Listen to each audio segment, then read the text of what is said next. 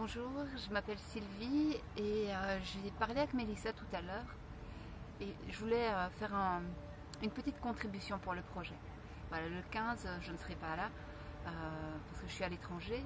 Là, actuellement, je suis au Québec pour mes activités professionnelles et ce qui me frappe énormément, c'est que c'est propre. C'est vraiment propre. Je suis en rue ici, je suis derrière une zone de travaux et il y a peut-être grand max 5 papiers au sol. Et encore parce que je suis vraiment dans un recoin et d'un endroit en plus un petit peu touristique, donc les gens n'ont pas forcément les mêmes habitudes. Et tout est propre. Je ne vois pas de personnes jeter son mégot dans la rue. D'ailleurs, je vois très très peu de fumeurs.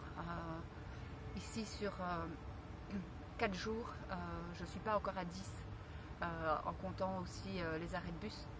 Donc c'est un petit clin d'œil, ça veut dire aussi que c'est possible d'évoluer vers une santé sans tabac, sans être contre les fumeurs, pas du tout, moi ma maman fume, mais en étant pour une meilleure santé, pour un meilleur environnement. Les toilettes publiques sont propres aussi. J'ai eu une fois, depuis que je suis arrivée au Québec, une lunette de WC à nettoyer avant de pouvoir l'utiliser. Sinon, tout est vraiment propre partout. C'est un comportement. Les personnes ici ne coupent pas, par exemple, sur les parcs. Alors moi, avec mes petites habitudes de Belge, il y a des moments où je me dis, mais tiens, pourquoi est-ce que les gens font le tour? Et en fait, non, c'est simplement un respect. Et je crois que c'est vraiment un mot-clé. Donc, voilà, ici, s'il faut faire 5 mètres de plus pour passer sur le pavé, pas dans l'herbe, ben les gens le font.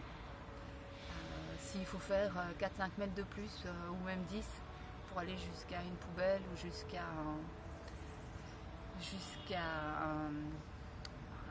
un cendrier, même si on en voit très peu, ben ça se fait. Ce qui ferait bizarre, c'est de brûler un stop ici.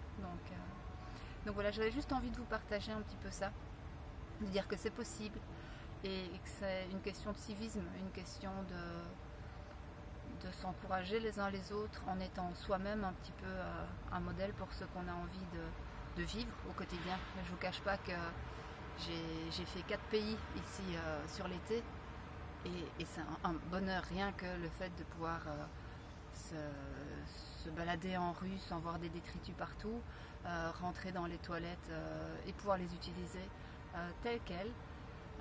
C'est très agréable. J'ai pris le métro, j'ai pris pas mal de transports en commun différents et vraiment il y a une démarche.